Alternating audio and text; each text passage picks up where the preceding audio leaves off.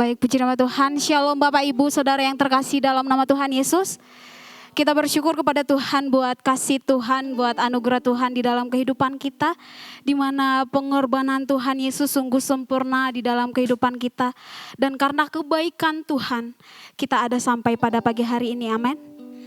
Ayat firman Tuhan yang melandasi ibadah kita pada pagi hari ini, yang terambil dalam Efesus 5 ayatnya yang kedua, demikian firman Tuhan. Dan hiduplah di dalam kasih, sebagaimana Kristus Yesus juga telah mengasihi kamu dan telah menyerahkan dirinya untuk kita sebagai persembahan dan korban yang harum bagi Allah. Amin. Untuk itu Bapak Ibu, sebelum kita masuk dalam pujian penyembahan kita pada pagi hari ini, saya mohon Bapak Liancing untuk membuka ibadah kita pada pagi hari ini.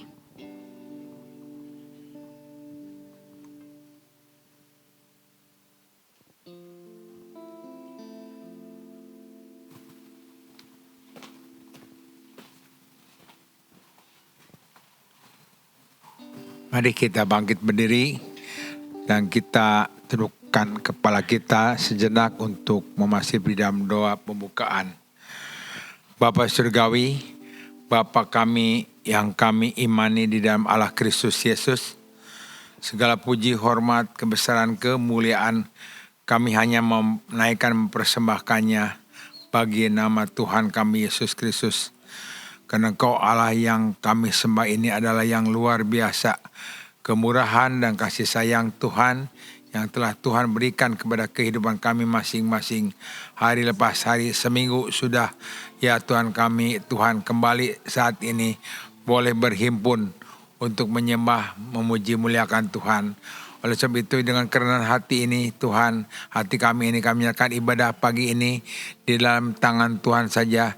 Biar saja Kau ya Tuhan memimpin dari awal sampai akhir di dalam kasih Tuhan. Urapi setiap hamba-hamba Tuhan yang telah Tuhan Kau percayakan untuk melayani pelayanan kudus. Baik yang memimpin pujian, pemain musik, ya Tuhan multimedia, semuanya Tuhan yang Tuhan percayakan. Terlebih Tuhan bagi hamba-Mu yang Tuhan Kau persiapkan pada pagi untuk menyampaikan firman Tuhan. Urapi beliau Tuhan supaya semua firman yang ditaburkan ini menjadi berkat, suatu kekuatan, suatu kelimpahan iman kami kepada Tuhan Yesus, supaya kami bisa pulang dengan sukacita, suatu kemenangan, suatu glory dalam kasih Kristus Yesus. Terima kasih, kami nyatakan saja sekali lagi Tuhan. Oh Tuhan, hati kami Tuhan, bukakan hati kami, kuduskan hati kami supaya firman ada di dalam hati kami semua masing-masing. Tuhan, begitu Tuhan, kalau ada kuasa-kuasa gelapan yang mau mengganggu ibadah ini, di dalam nama Tuhan Yesus kami hancurkan dan usirkan semuanya Tuhan. Terima kasih sekali lagi kemenyakan saya ibadah pagi ini dari awal sampai ada di dalam tangan kemurahan Tuhan. Dalam nama Tuhan Yesus kami pandang doa permohonan kami. Haleluya. Amin. Amin. Ya. Saya persilahkan semuanya untuk kembali duduk. Kita boleh salam-salaman, kita mau katakan Tuhan itu baik. Dan sambil salam-salaman kita angkat lagu pujian. Allah itu baik, sungguh baik bagi kita. Engkau sangat baik di dalam kehidupan kami Tuhan.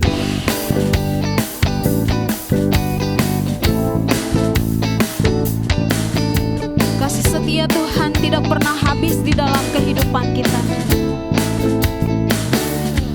Allah itu baik, sungguh baik bagiku. Ditunjukkannya kasih setianya. Dia menyediakan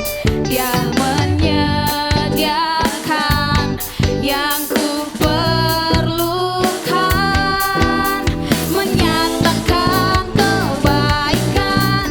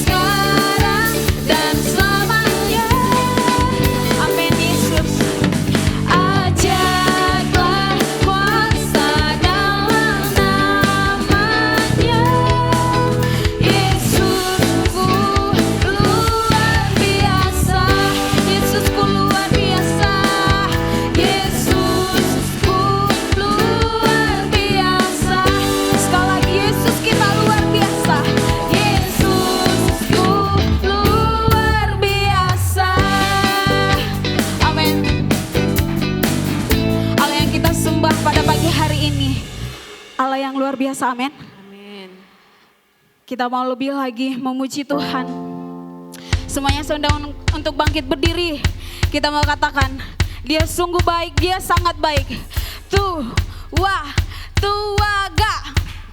Dia sungguh baik, dia sangat baik. Engkau sangat baik di dalam kehidupan kami Tuhan. Dia baik. Sekali lagi, dia sungguh baik bagi kami. Dia sungguh baik, dia sangat baik.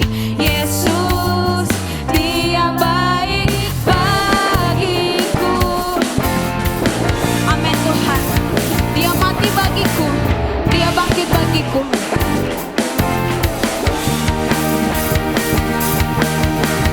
Dia mati bagiku, dia bangkit bagiku. Dia Tuhan Allah penamaku. Kuasa mau dikalahkan, hidupku dipulihkan. Dia Tuhan Allah kenanganku. Dia sungguh baik, dia sangat baik. Yesus, dia baik bagiku. Dia sungguh baik, dia sangat baik. Yesus, dia baik bagiku. Dia mati bagi kita Bapak Ibu, dia bangkit bagi kita, supaya kita mempunyai hidup yang kekal bersama dengan Tuhan. Terima kasih Tuhan. Dia bangkit bagiku, dia Tuhan Allah penamaku. Kuasa maut dikalahkan, hidupku dipulihkan. Dia Tuhan Allah kenanganku. Dia sungguh baik, amin Tuhan. Dia sangat baik. Yesus, dia baik bagiku. Dia sungguh baik, dia sangat baik. Yesus, dia baik bagiku. Percaya Bapak Ibu kalau Tuhan Yesus itu sungguh baik bagi kita. Percaya bahwa Tuhan Yesus itu sangat baik bagi kita. Pengorbanannya di kayu salib itu menandakan kita ada sampai pada pagi hari ini, amin. Kita mau katakan, dia sungguh baik, amin Yesus. Engkau baik bagi kami Tuhan. Sekali lagi, dia sungguh baik, engkau sungguh baik bagi kami Tuhan. Dia sangat baik. Yesus, dia baik bagiku. Dia sungguh baik, dia sungguh baik, amin. Engkau sungguh baik sama kami Tuhan. Dia baik bagiku. Yesus, engkau baik, engkau sangat baik dalam kehidupan kami Tuhan. Yesus, dia baik bagiku. Sekali lagi, dia sungguh baik, dia sungguh baik, dia sangat baik. Yesus, dia baik bagiku. Sekali lagi, dia sungguh baik, amin. Dia sangat baik. Yesus, dia baik bagiku. Yesus, dia baik bagiku. Yesus, dia baik bagiku. Sekali lagi, dia Yesus. Yesus, dia baik bagiku. Tuhan itu baik, Tuhan itu sangat baik dan sungguh teramat baik. Saya persilakan untuk duduk Bapak Ibu. Kebaikannya yang tidak pernah habis di dalam kehidupan kita. Untuk itu, Kita mau memuji Tuhan. Kita mau lebih lagi menyembah Tuhan. Engkau sungguh baik di dalam kehidupan kami Tuhan. Pengorbanan Tuhan sungguh sempurna. Terima kasih Bapa yang baik. Terima kasih Yesus. Kami mau datang menyembah Engkau Tuhan. Terima kasih Yesus. Kau sungguh baik, Amin. Yesus. Terima kasih Tuhan. Namamu indah.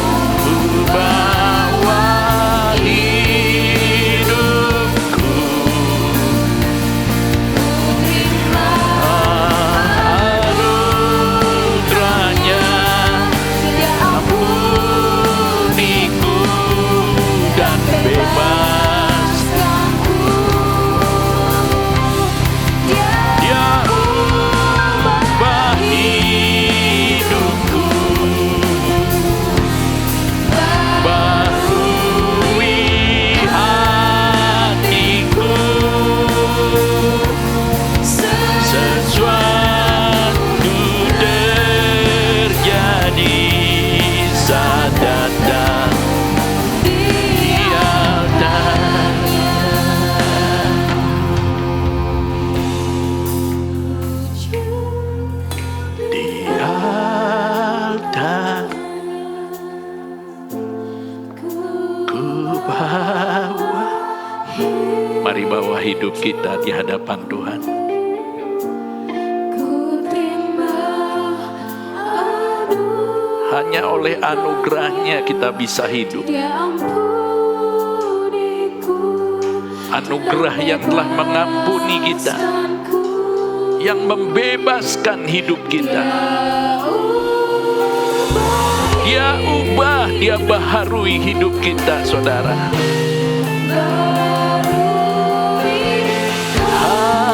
Hatiku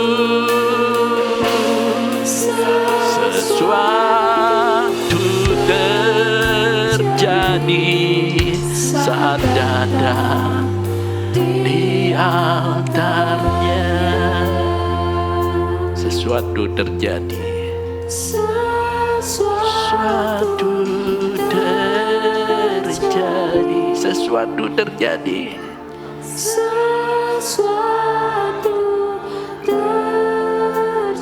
Sesuatu terjadi. Sesuatu terjadi. Amin Tuhan.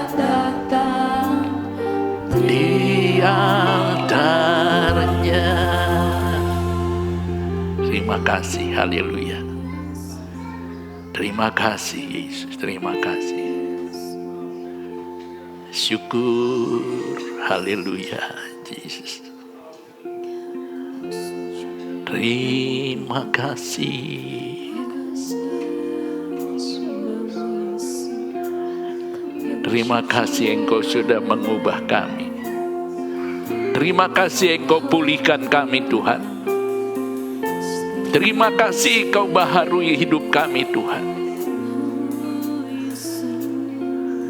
Kami menikmati perkara-perkara yang indah dan ajaib bersama dengan-Mu.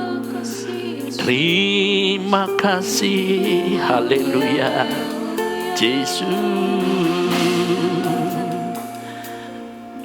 Hamba berdoa buat anak-anak sekolah minggu, Tuhan berkati.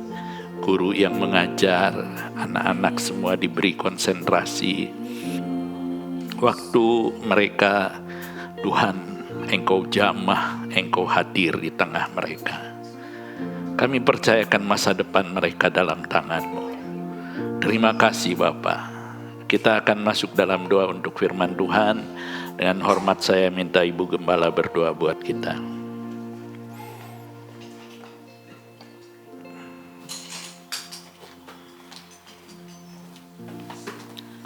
Mari kita berdoa. Tuhan, terima kasih Tuhan. Sungguh besar kasih-Mu di dalam kehidupan kami Tuhan. Engkau selalu memelihara kami. Engkau selalu memperhatikan kami Tuhan. Tak henti-hentinya Tuhan, kami sangat bersyukur Tuhan. Terima kasih Tuhan. Tuhan telah pimpin kebaktian ini Tuhan. Dari awal sampai pertengahan saat ini Tuhan. Saatnya Tuhan kami rindu untuk mendengarkan sebagian firman-Mu Tuhan. Persiapkan hati pikiran kami Tuhan. Bukakan mata rohani kami Tuhan. Untuk kami sungguh-sungguh mengerti, menerima firman-Mu yang akan disampaikan oleh hamba-Mu Tuhan. Urapi ya Tuhan hamba-Mu dari ujung kepala sampai telapak kakinya. Pakai mulut lidah bibir hamba-Mu ini Tuhan. Biar firman ini sungguh-sungguh keluar dari hati Engkau Tuhan. Karena melalui firman-Mu ini Tuhan, kami sanggup selalu berjalan di dalam Engkau Tuhan. Kami siap menerima firman-Mu Tuhan. Konsentrasikan kami untuk mendengar bahkan menerima firman-Mu Tuhan. Di dalam nama Yesus Tuhan, terima kasih. Haleluya.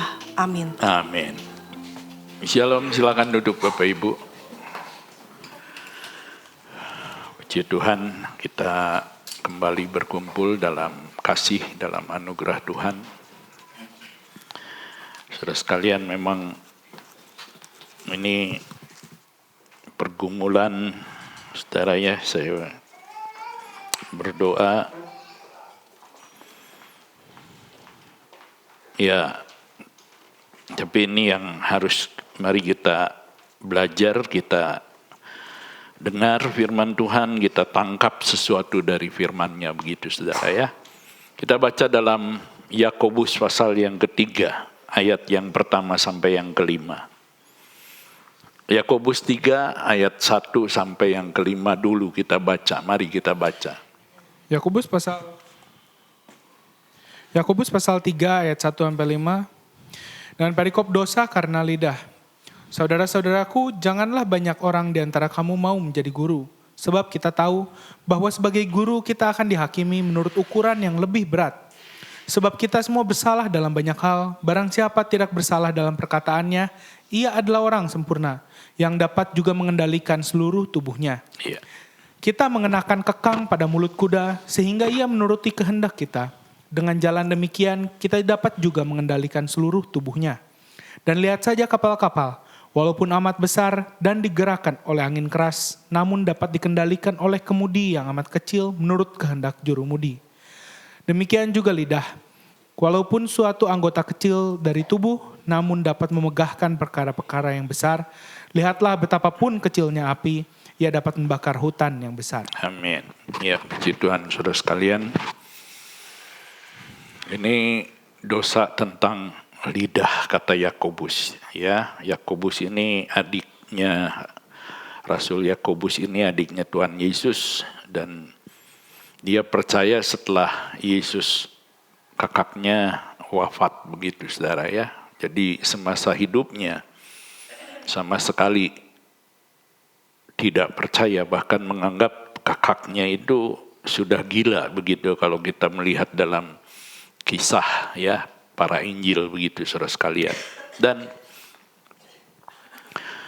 Yakobus ini juga menjadi salah satu penatua, menjadi gembala di Yerusalem, saudara sekalian.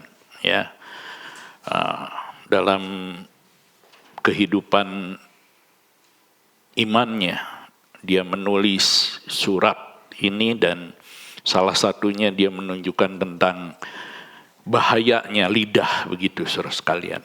Jadi perkataan mulut lidah kita ini berpotensi besar untuk menghasilkan hal-hal yang negatif ataupun yang positif, ya.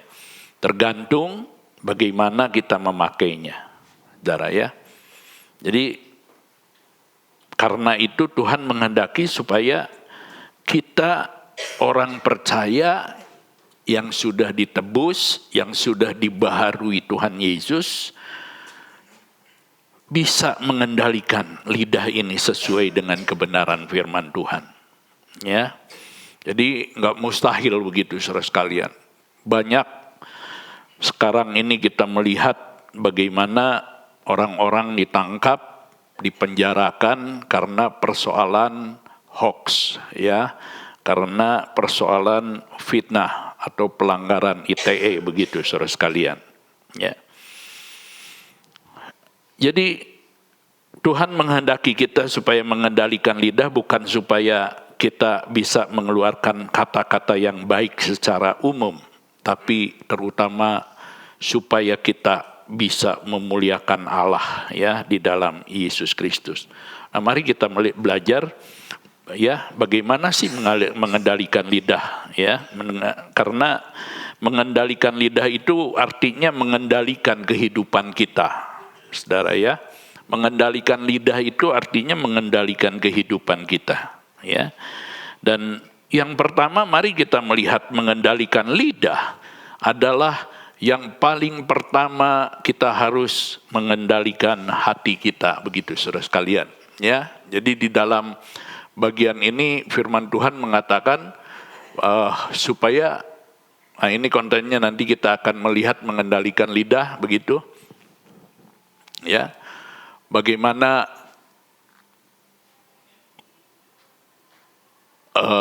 ya ini bisa, lidah kita ini bisa berpotensi ya untuk menghasilkan yang negatif maupun yang positif, begitu.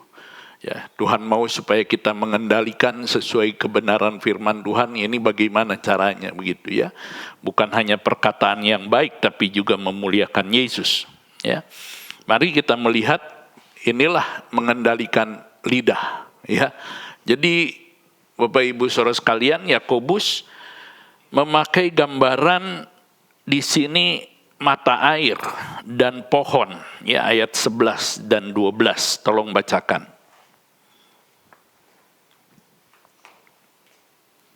Yakobus pasal 3 ayat 11 dan 12. Adakah sumber memancarkan air tawar dan air pahit dari mata air yang sama? Saudara-saudaraku, adakah pohon ara dapat menghasilkan buah zaitun dan adakah pokok anggur dapat menghasilkan buah ara? Iya, dalam bagian ini kita melihat adakah sumber memancarkan air tawar dan air pahit dari mata air. Ya, ini bicara tentang sumber, saudara sekalian.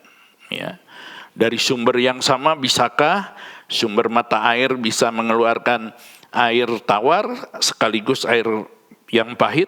Oh, enggak mungkin. Ya, dalam ayat 12 demikian juga, saudara-saudaraku, adakah pohon ara dapat menghasilkan buah zaitun dan adakah pohon anggur dapat menghasilkan buah ara? Demikian juga mata air asin tidak dapat mengeluarkan air tawar. Ya, ini semua bersumber, ada sumbernya. Lidah ini, saudara sekalian, ada sumbernya, ya. Artinya Rasul Yakobus mengatakan bahwa perkataan itu sumbernya dari hati kita. Jadi pentingnya kita untuk bisa mengendalikan, artinya sumber, ya. Sumbernya apa itu? Sumbernya adalah hati kita, saudara sekalian. Ya, nggak mungkin kita bisa menjadi orang yang mengeluarkan perkataan yang baik kalau hati kita kotor, kalau hati kita penuh dengan kebencian, begitu saudara sekalian. Ya, pohon itu akan menghasilkan buah sesuai dengan jenis pohon tersebut, begitu saudara sekalian. Ya, dalam sebuah perumpamaan di Yesaya, Israel digambarkan sebagai sebuah pohon anggur yang ditanam dari benih yang baik, ditanam dari tanah yang baik, saudara sekalian, hasilnya masam. Nah, ini bisa demikian, ya, tetap anggur tapi anggurnya masam, begitu saudara sekalian. Maka firman Tuhan mengatakan kepada kita betapa pentingnya kita mengendalikan hati kita ini. Dengan cara apa kita mengendalikan hati? Ini pertanyaannya, begitu saudara sekalian. Ya, gampang sih kalau kita ngomong mengendalikan hati itu, ya.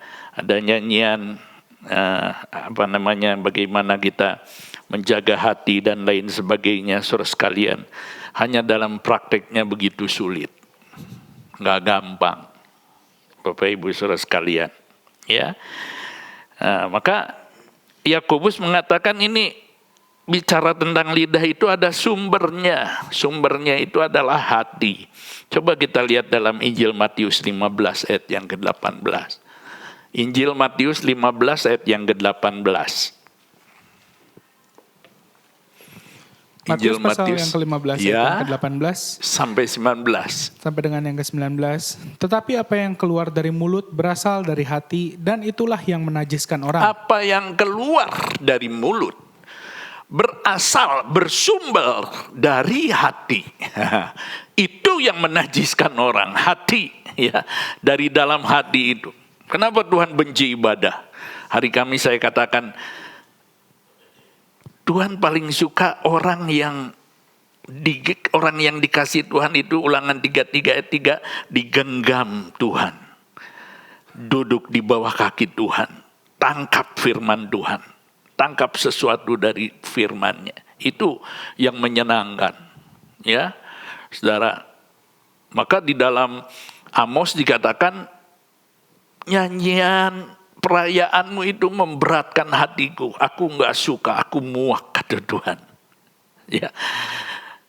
Praise-mu, worship-mu itu nanti akan jadi ratapan, kata Amos, saudara sekalian. Suatu saat semua pujian akan jadi ratapan kalau tidak bersumber dari hati yang murni.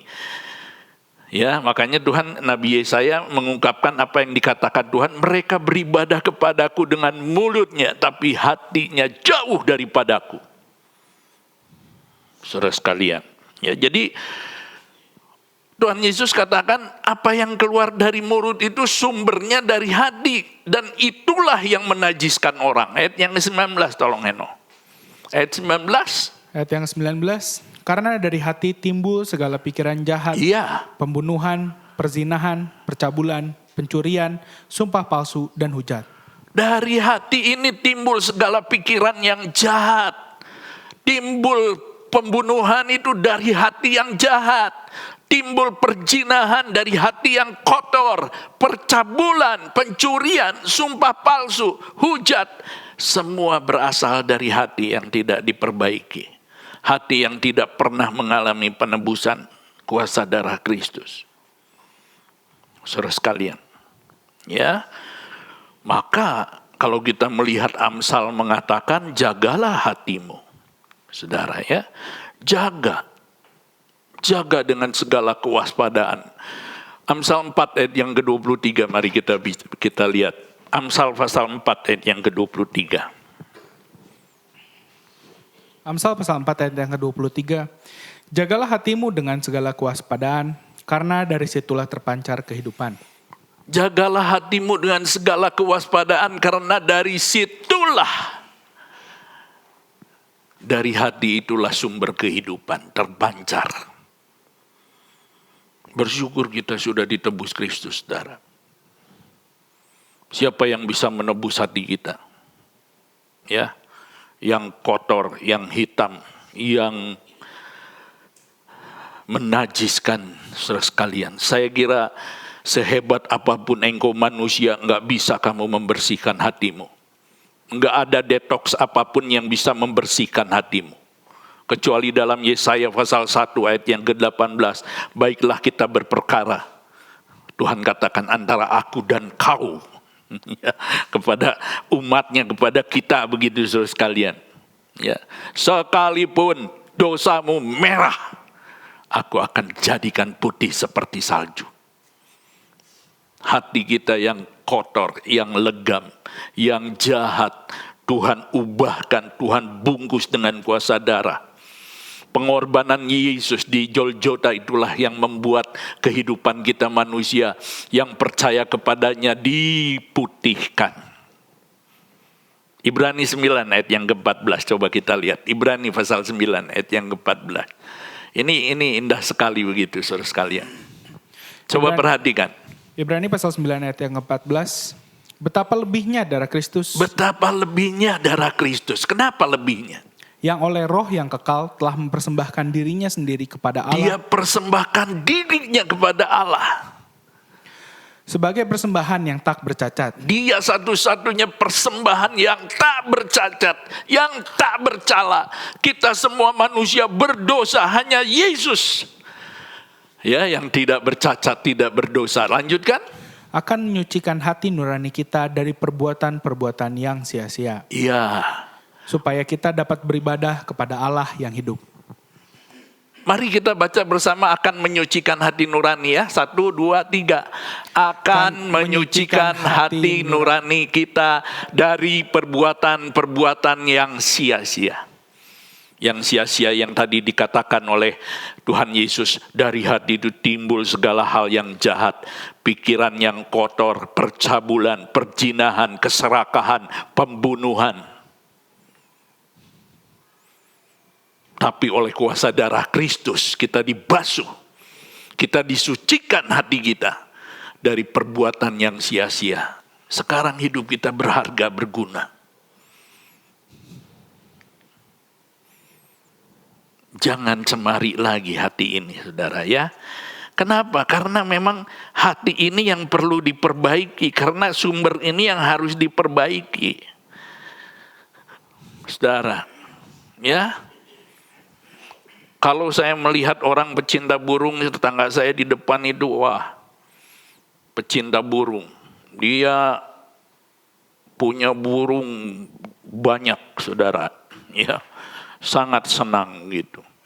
Kadang-kadang saya lihat lagi apa, Pak?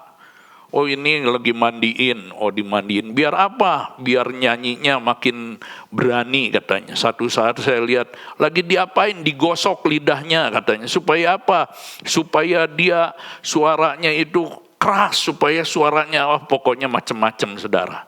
Manusia nggak mungkin dibersihin lidahnya. Ya, Bapak Ibu saudara sekalian, Tuhan katakan sumbernya mata airnya yang harus dibereskan. Mata airnya. Saudara sekalian, ya.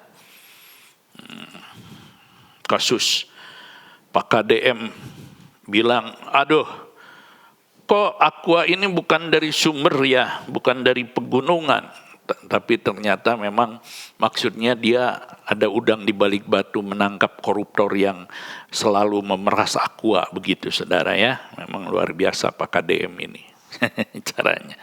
Bapak Ibu saudara sekalian. Jadi firman Tuhan menunjukkan kepada kita hati-hati loh, sumber ini yang nggak kelihatan, ya, mulut kita didengar, perkataan kita bisa diterima, dicerna, apakah itu menjadi sesuatu yang menyakitkan, sesuatu yang membuat kita nggak nyaman, nggak enak, atau membuat kita terangkat karena pujian, rayuan, begitu. Bisa saja saudara sekalian, tapi firman Tuhan katakan, ayo hatimu, sumbermu itu yang harus digarap. Sumbermu. Supaya apa? Kamu nanti keluar perkataan yang baik. Supaya kamu keluar kata-kata yang memuliakan Tuhan. Karena hati ini dari naturnya memang begitu. Sejak manusia jatuh ke dalam dosa, maka firman Tuhan katakan, hati ini rusak, hati ini kotor, hati ini saudara sekalian menjadi sebuah sarang berbagai kejahatan. Yeremia 17 ayat yang ke-9 kita lihat. Yeremia 17 ayat yang ke-9. Yeremia pasal 17 ayat yang ke-9 sampai 10. Sampai dengan yang ke-10, betapa liciknya hati, lebih licik daripada segala sesuatu. Hatinya sudah membatu, siapakah yang dapat mengetahuinya? 10. Aku Tuhan yang menyelidiki hati, yang menguji batin, untuk memberi balasan kepada setiap orang setimpal dengan tingkah langkahnya, setimpal dengan hasil perbuatannya. Betapa liciknya hati, lebih licik daripada segala sesuatu. Waduh, kalau hati ini tidak mengalami pertobatan Tuhan, itulah. Saudara ya, kita kenal para mafioso begitu. Kita kenal yang namanya, saudara sekalian, legend-legend penjual narkoba. Ya, Pablo Escobar begitu saudara sekalian. Ya, dan lain sebagainya. Betapa mengerikan cara pikir mereka. Nyawa itu nggak ada harganya, nggak ada artinya bagi mereka. Yang penting uang, uang, uang. Hatinya memang sudah, saudara sekalian, seolah-olah sudah dirancang seperti itu. Hati kita Tuhan rancang supaya kita memiliki hati yang sama dengan Kristus. Hati yang memiliki belas kasihan, hati yang memiliki empati, hati yang selalu mempedulikan. Bapak Ibu saudara sekalian, ya, betapa pentingnya kita mengendalikan hati. Karena kalau kita tidak menyerahkan hati kita kepada Kristus, maka saya percaya kita tidak akan pernah menjadi kehidupan yang menjadi berkat. Ya, mulut kita untuk memberikan kekuatan untuk menopang mereka yang sedang lemah, begitu saudara sekalian. Ya, maka firman Tuhan mengingatkan kepada kita pentingnya kita memulihkan sumber hati. Yang kedua, mari kita yang lihat, saudara sekalian, dalam Yakobus ini, Bapak Ibu saudara sekalian, maka mari kita melihat lebih lanjut. Yakobus mengatakan ayat yang keempat. Ayat yang keempat.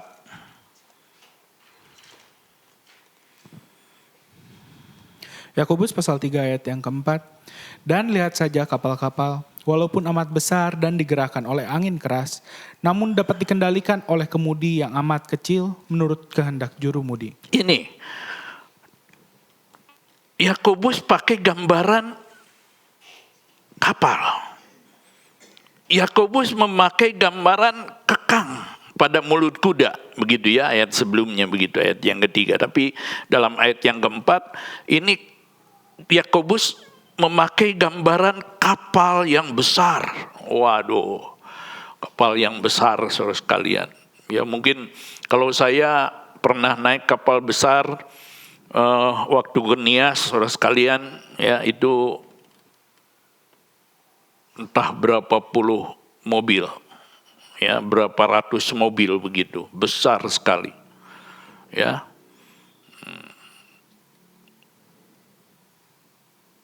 Ya mungkin ratusan orang muat begitu, mungkin bisa ribuan juga mungkin saudara sekalian, saking besarnya, karena ada berapa tingkat begitu saudara sekalian, ya. Saya bayangkan kalau misalnya kapal yang lebih besar lagi, waduh, saudara sekalian, ya.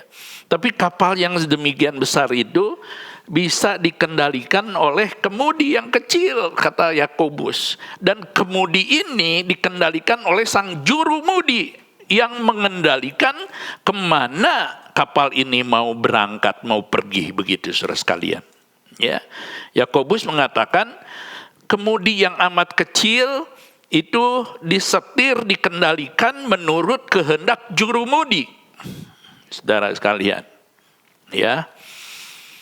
Firman Tuhan mengungkapkan kepada kita betapa pentingnya dalam saudara sekalian menjaga lidah ini, menjaga lidah, ya, supaya kita bersandar pada juru mudi kita, Yesus. Ya, saudara sekalian, kita kenal ketika mulainya terjadi bangsa-bangsa, terjadinya pemisahan, karena dikatakan bagaimana manusia-manusia awal itu mereka membuat sebuah, saudara sekalian, menara yang sangat tinggi. Ya, menara itu demikian tinggi, mereka mau membuat menara yang tinggi supaya mereka bisa ngobrol dengan Tuhan, bisa sama-sama sederajat dengan Tuhan. Tujuannya itu. Tuhan marah dan mulai mengacaukan bahasa mereka, mulai di Tuhan Tuhan ubah bahasa mereka, satu dengan yang lain tidak mengerti satu dengan yang lain. Mulai terjadi pemisahan bahasa di situ, saudara sekalian. Ya, jadi Alkitab kita menjelaskan semuanya. Coba kalau saudara membaca dengan teliti, ada mulai dikatakan bumi itu mulai terbelah. Ya, makanya kalau belahan-belahan bumi itu seolah patahan itu bisa nyambung begitu saudara sekalian, ya. Dan ini yang dikatakan kalau kita melihat dalam Kejadian saja, waktu saya baca firman Tuhan, waduh, sangat-sangat mengasihkan begitu saudara sekalian, ya. Terjadinya mulai perpisahan bahasa begitu saudara sekalian, ya, karena kesombongan manusia, dan akhirnya Tuhan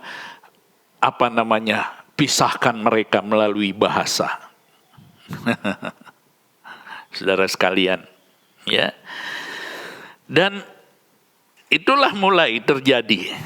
Tapi ketika kita melihat bagaimana Roh Kudus tercurah, saudara sekalian, di Yerusalem, di loteng Yerusalem, maka digambarkan Roh Kudus yang turun itu dalam bentuk api yang berbentuk lidah api, begitu saudara sekalian. Ya, jadi lidah ini, lidah yang membuat mereka berpisah. Ketika Roh Kudus turun ke dalam dunia, maka kita melihat lidah ini dikembalikan dan dipersatukan di dalam Tuhan. Ya, seharusnya gereja Tuhan menjadi gereja yang bersatu, walaupun mungkin kita berbagai ras, berbagai bangsa, berbagai suku. Bapak Ibu saudara sekalian, ada satu bahasa yang kita semua sama pahami. Haleluya.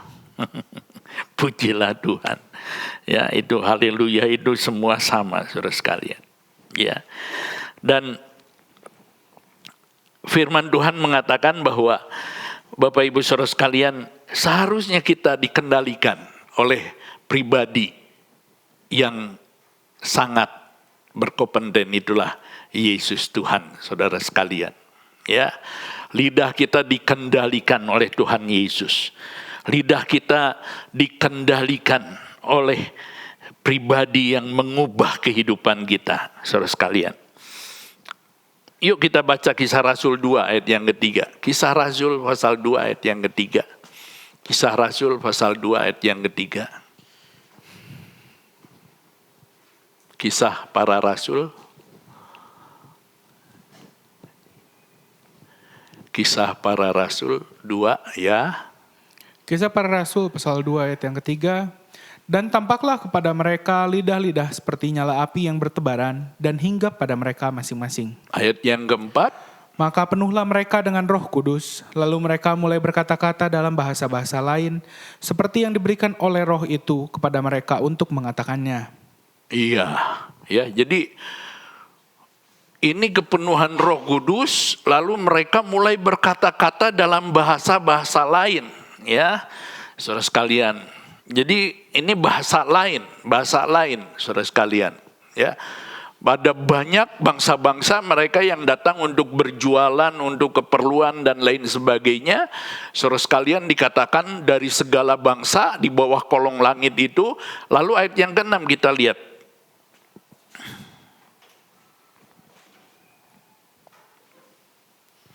Ayat yang ke-6. Ketika turun bunyi itu, berkerumunlah orang banyak. Mereka bingung karena mereka masing-masing mendengar rasul-rasul itu berkata-kata dalam bahasa mereka sendiri. Iya, ya.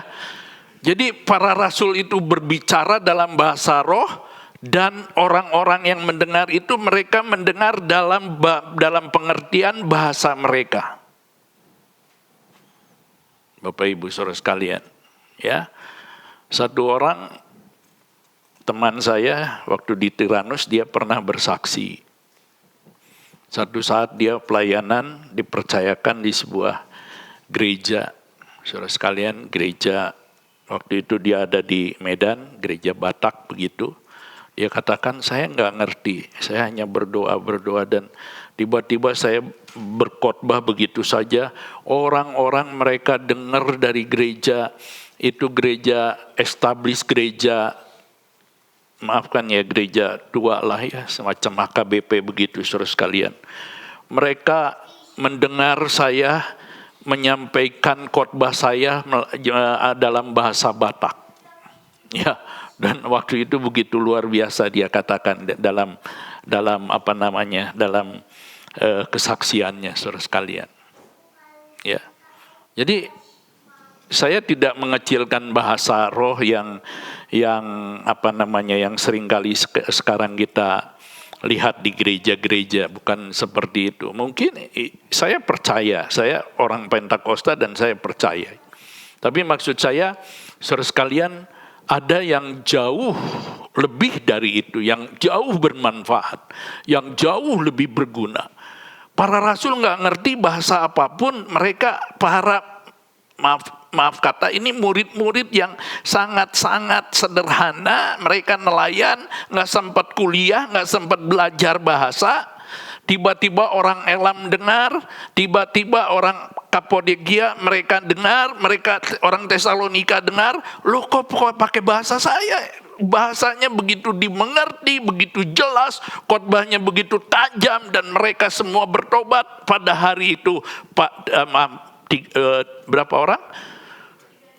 Ya mohon maaf, kalau guru sekolah minggu nggak boleh lupa ya, kalau pendeta boleh lupa. 3.000 orang bertobat saudara sekalian. Bukan hanya orang Israel saja, orang Yahudi saja, berbagai bangsa saat itu. Maka mulai penyebaran. Ya, kalau Babel itu membuat mereka terpisah, pekerjaan Roh Kudus itu membuat bersatu. Kenapa? Karena dikendalikan kuasa Allah, dikendalikan Yesus Kristus. Bapak Ibu, gereja kita seharusnya menjadi gereja yang seperti itu. Ya, ada perkataan Kristus hadir. Sehingga di antara kita satu dengan yang lain saling menguatkan, saling menopang. Saudara sekalian, saling memberikan dorongan. Kolose 3 ayat yang ke-16.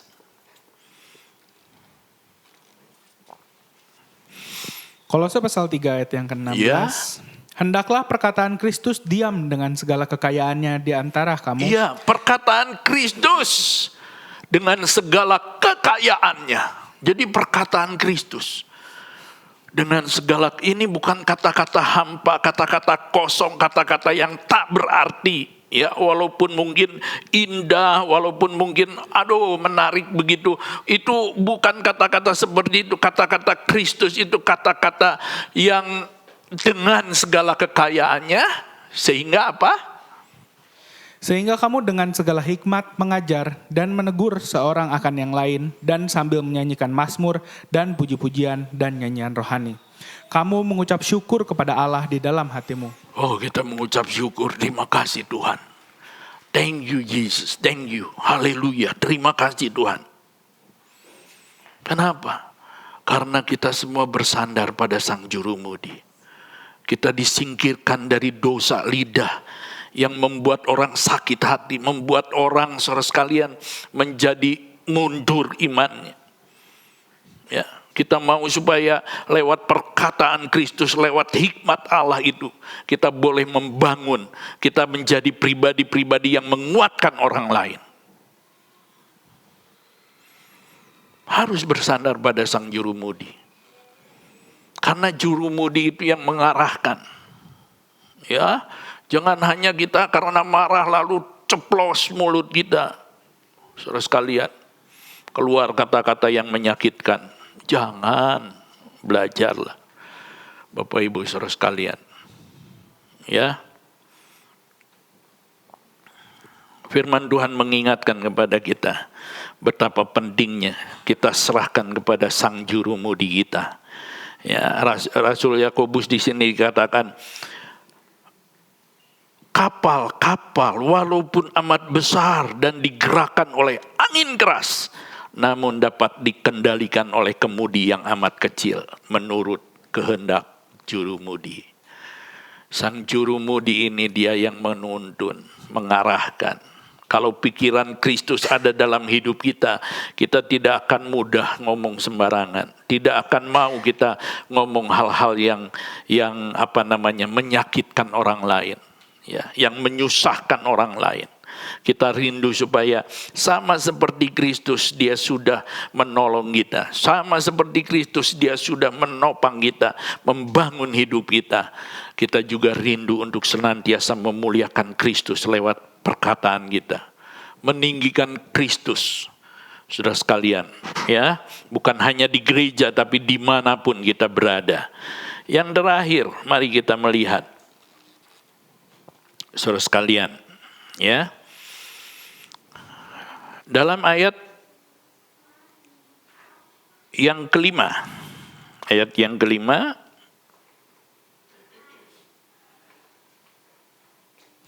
Yakobus pasal 3 ayat yang kelima.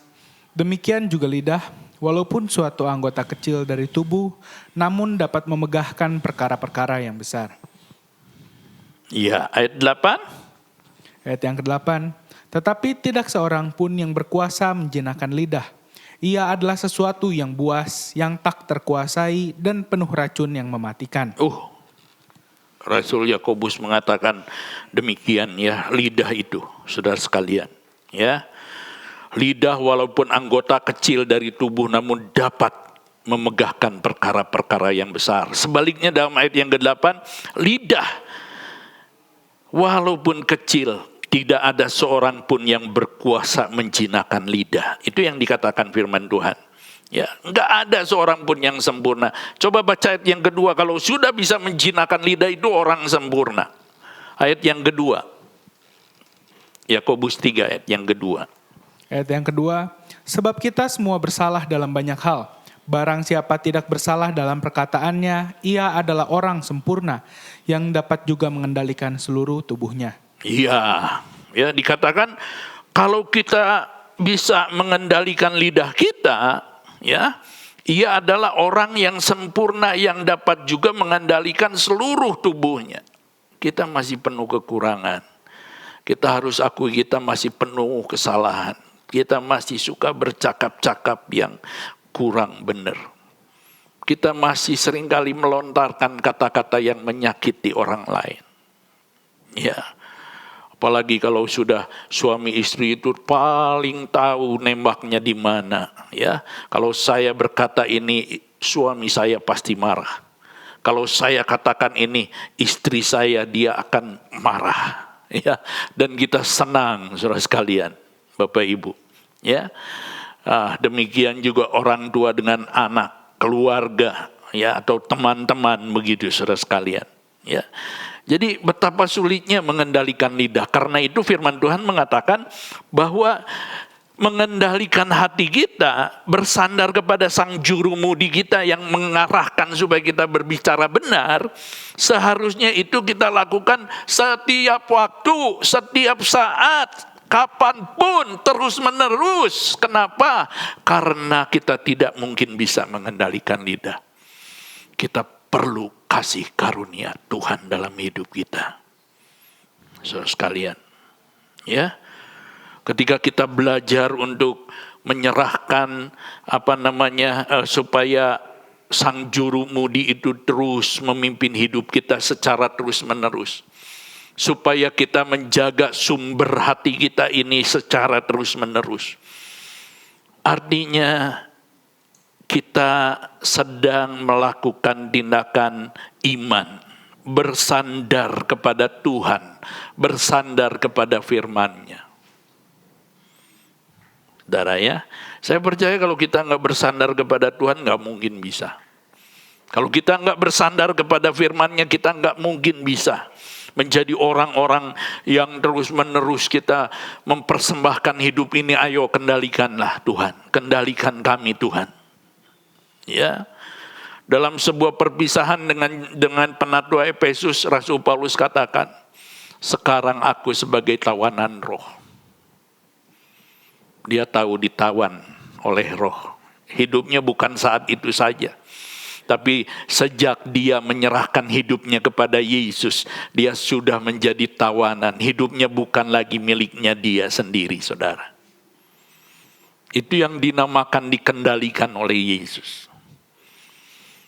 Ya, gak mungkin kita mau, ya, saudara sekalian, kalau kita di gereja baik-baik, lalu di rumah kita ngomongnya sembarangan, ngomongnya kasar, ya. Kita melakukan KDRT kepada keluarga kita, kepada anak-anak kita. Aduh, nggak mungkin kalau kita sungguh-sungguh sudah ditebus oleh Yesus, hidup kita sudah ditebus oleh Yesus.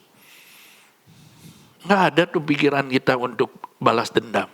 Nggak ada pikiran kita untuk marah kepada orang lain.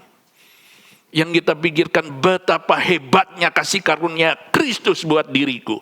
Yang sudah menolong, menyertai sampai saat ini. Saat saya duduk diam di bawah kaki Tuhan, selalu menetes. Saya membayangkan betapa hebatnya kasih Tuhan. Saya katakan, Tuhan, Engkau gak pernah mempermalukan hamba-Mu. Engkau selalu menyertai hamba-Mu dalam segala kondisi keadaan. Sampai detik ini hamba bisa berdiri melayani dan mengagungkan nama-Mu. Bagi saya itu sebuah kehormatan Tuhan. Bapak Ibu Saudara sekalian. Ya. Kisah Rasul pasal 20 ayat 22 ini perkataan bagaimana ya Rasul Paulus saudara sekalian. Kisah para Rasul pasal 20 ayat yang ke-22. Tetapi sekarang sebagai tawanan roh, aku pergi ke Yerusalem dan aku tidak tahu apa yang akan terjadi atas diriku di situ. Nggak tahu apa yang akan terjadi, pokoknya saya nyerah. Dia bukan takut, dia bukan mau menyerah, bukan. Dia tahu dia ditawan roh yang mengizinkan dia harus alami sengsara. Coba kita lihat dalam ayat 24 itu, saudara sekalian. Ayat 24. Ayat yang ke-24. Tetapi aku tidak menghiraukan nyawaku sedikit pun. Ini tawanan roh itu, aku nggak lagi menghiraukan nyawaku, mau mati, mau disiksa, mau dipenjara, mau apapun juga, terserah Roh Kudus. Teruskan. Asal saja aku dapat mencapai garis akhir dan menyelesaikan pelayanan yang ditugaskan oleh Tuhan Yesus kepadaku untuk memberi kesaksian tentang Injil kasih karunia Allah. Yang penting aku selesaikan tugasku. Sebagai tawanan roh aku selesaikan. Bisakah kita ngomong demikian? Artinya hidup kita dikendalikan oleh Roh Kudus senantiasa. Ketika kita mau melakukan ini, ada pengingat, ada kepekaan hati yang mengatakan, jangan, gak usah kamu marah, biarkan.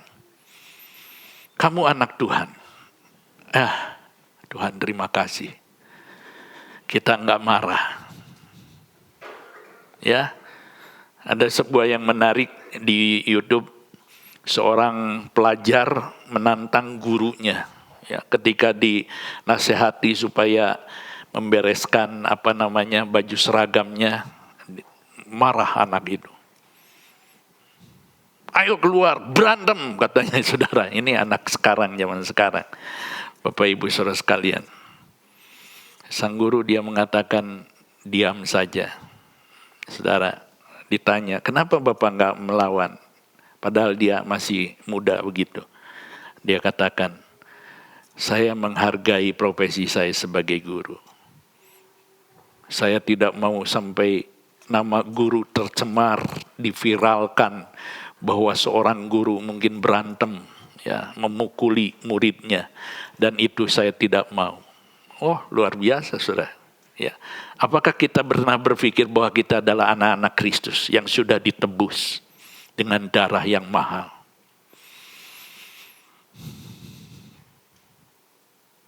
Dia bayar hutang kita yang seharusnya kita terima, ya, mengalami hukuman, mengalami saudara sekalian maut, kematian kekal, penghukuman yang mengerikan selama-lamanya. Dia gantikan di atas kayu salib Golgota. Tidak terbayar. Saudara sekalian, kasih karunia-Nya begitu agung, begitu besar. Bagaimana mungkin kita bisa menyia-nyiakan kasih karunia sebesar itu? Saudara sekalian. Ya. Maka Rasul Paulus katakan, bagi dia setelah dia kenal Kristus, dalam surat Filipi dia katakan, yang dulu ku kejar, yang dulu ku cari, semuanya sampah. Dia katakan itu sampah, gak ada artinya lagi bagi dia. Ya, kebanggaannya terhadap Yahudi, bagaimana kebanggaannya dia sebagai orang Yahudi, saudara sekalian. Ya. Bagaimana dia menjadi seorang anggota Sanhedrin, seorang calon pemimpin yang hebat. Dia katakan itu, dia ungkapkan, aku boleh berbangga dengan semuanya, tapi setelah aku mengenal Kristus, dia lebih rela jadi tawanan roh. Dia rela hidupnya dikendalikan Kristus. Dia rela hidupnya dituntun oleh Roh Kudus. Dibawa kemanapun, melalui saudara sekalian penganiayaan, penderitaan, dia lakoni semuanya untuk kemuliaan, untuk keagungan. Yang dia pikirkan supaya aku boleh menyelesaikan garis akhir. Aku bisa menyampaikan Injil kasih karunia Allah dimanapun aku berada. Betapa ajaib, betapa hebatnya saudara sekalian. Ya. Ada satu hal yang saya ingin baca dalam Galatia pasal 2 ayat 20. Galatia 2 ayat 20.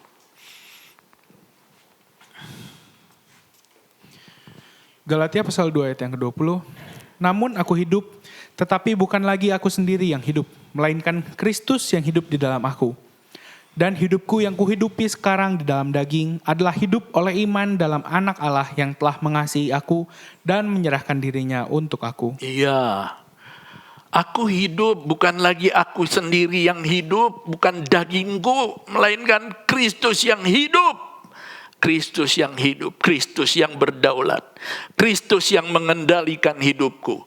Hidupku yang kuhidupi sekarang ini dalam daging adalah hidup oleh iman dalam anak Allah yang telah mengasihi aku dan menyerahkan dirinya.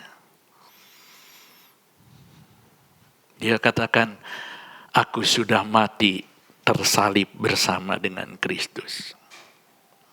Dalam Roma dia ungkapkan, Saudara, saya percaya demikian juga dengan hidup kita, dengan lidah kita.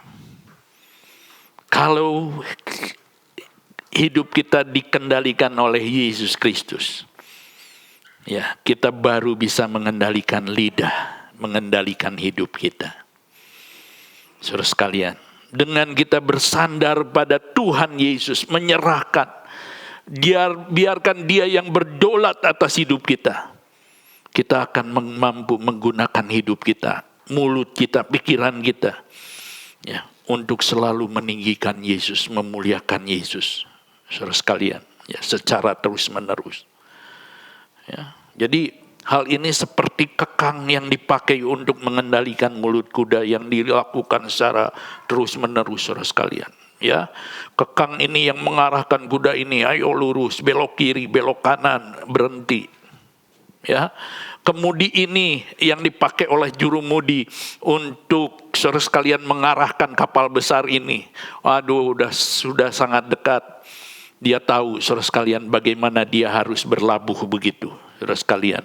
Ya, siang hari ini mari firman Tuhan mengungkapkan kepada kita bagaimana kita bisa menjadi orang-orang yang mengendalikan lidah kita. Sulit. Ya, mungkin kalau Yesus yang menjadi jurumudi kita, biarkan Dia yang menghidupi kita, saudara kalian, yang berdaulat, Dia yang mengatur. Biarkan Roh Kudus yang menuntun hidup kita. Saya percaya maka kita akan menjadi orang-orang yang selalu menyuarakan kemuliaan, keagungan Kristus di tengah-tengah dunia ini. Tuhan memberkati kita, saudara.